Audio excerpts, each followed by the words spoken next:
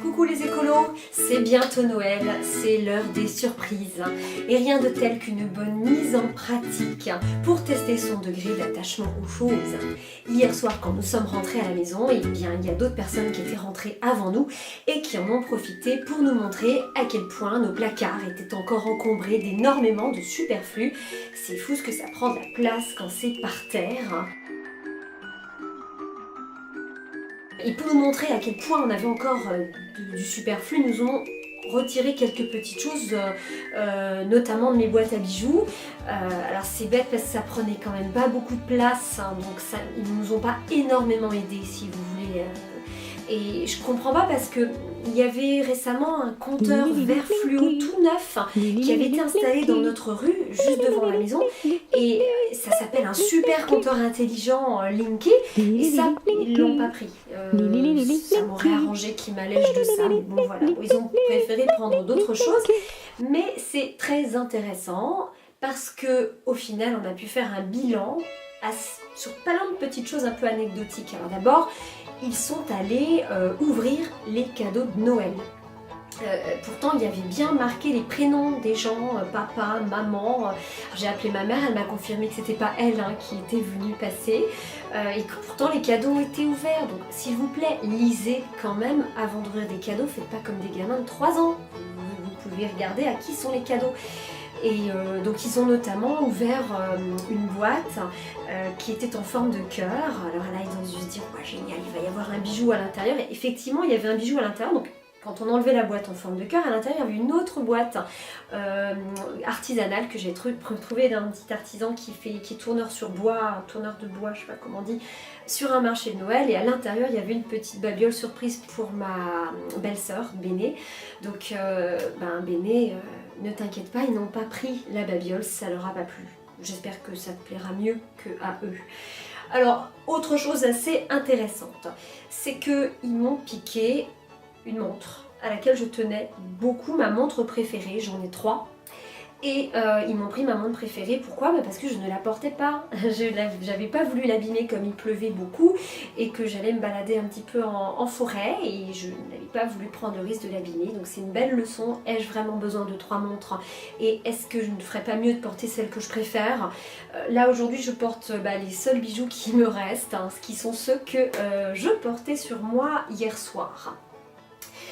Autre chose intéressante, ils m'ont volé, la seule chose qu'ils ont dû être ravis de pouvoir trouver quand même, c'était le Napoléon cerclé monté sur un pendentif que j'avais reçu de ma grand-mère avec une belle chaîne en or. Pourquoi j'avais ça encore dans mes placards ? Je pense que ça s'appelait de la thésaurisation. Je voulais garder ça parce que ça peut servir plus tard en cas de besoin de garder des choses de valeur. Et puis finalement ils m'en ont déchargé. Une belle leçon aussi à ce niveau-là. De même que les lingots d'or que je stockais qui prenaient quand même énormément de place dans mes placards. En plus c'est hyper lourd. Alors, d'un côté, j'ai ce truc bling bling là, lourd en plus qui sert à rien. Voilà, la thésaurisation, toute une réflexion sur ce sujet également. Ce qui est le plus intéressant, c'est probablement ce que nous avons ressenti lorsque nous sommes arrivés. Alors, nous avons été épargnés du sentiment de peur en raison du fait que nos chats sont tout de suite venus nous accueillir. Donc nous n'avons pas eu peur pour eux. Des voisins à nous ont été cambriolés également la semaine d'avant. Leur fille était à l'étage. Alors une petite dédicace pour les voleurs, s'il vous plaît, faites pas ça, c'est pas sympa. Vous venez voler des objets, vous n'êtes pas là pour faire peur aux gens. Donc nous, le sentiment de peur, nous avons eu la chance de ne pas le vivre. Nous avons par contre ressenti énormément de colère, je dois le dire. Parce qu'il pleuvait ce jour-là, et qu'ils n'ont pas retiré leurs chaussures avant de se trimballer dans toute notre maison, y compris dans notre chambre à coucher. Donc s'il vous plaît, je sais que vous êtes des fans de mes vidéos puisque vous n'avez pas volé ma caméra, donc je sais que vous m'écoutez certainement. Vous m'avez laissé faire cette vidéo, donc s'il vous plaît, la prochaine fois, retirez vos chaussures, s'il vous plaît, ce serait beaucoup plus sympa. Merci d'avance. Toujours est-il qu'on a dû faire tout le ménage. J'ai mon ami bicarbonate.